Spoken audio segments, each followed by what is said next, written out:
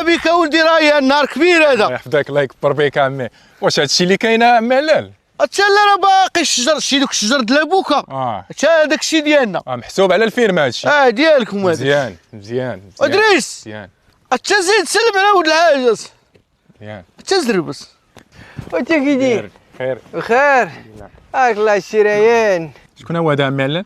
هذا ادريس مجيري انا وياه هنايا. كوبيلوت. حنا اللي مكيبين هنا. مزيان. ودي ريان ترى كان قال لي انا نهار جيت دخلت هاد الحاجه للبيت باش نزررها وانا نلقى عند هذاك الحك ديال دقيق حلو وبديت تنسف بحال هكا ويجري عليا الحاجه يخرج حيد من شنو هو الدقيق حلو عاوتاني؟ ابغى يقول لك ديك زيزه غبره.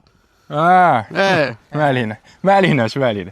تبارك الله هاد العام هذا الشتاء راه عطات الخير. اودي ريان كلينا العصا العام ما يغركش هاد الخضوريه اللي كاينه. كتريد الشتاء خرجت على الغله دابا الزرع راه كثر عليه الماء ويتنفخ. ما تقولش لي تلاح. حتى درنا بلي وعرفتي كيجي في الحسو ويجي في شلاضم داكشي رفيع اصلق وكول. الحامض اللي ضربوا التبروري هاد العام صافي خمج تلاح. حتى لا دابا هو دخل لي الثلج درنا فيه نعناع وزرعنا فيه لاباي وبعناه مخيطوات. الدرا اللي خسرت مشات ما ترقدت بالماء تنفختك وعطيوها هي البهايم بعدا يتنفعوا بها. وتا درناها ماييس وشدينا عليها في الحك وليفريناها الموالي الهري.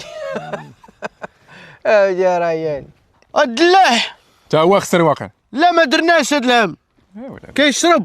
والله يعفو عليه عمي.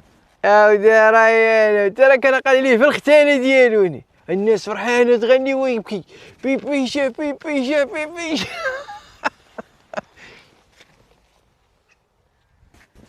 حتى مالك خضر هو السيد تقلق. زعما فكرتو في الماضي الأليم وباقي موعد من ديك الساعة.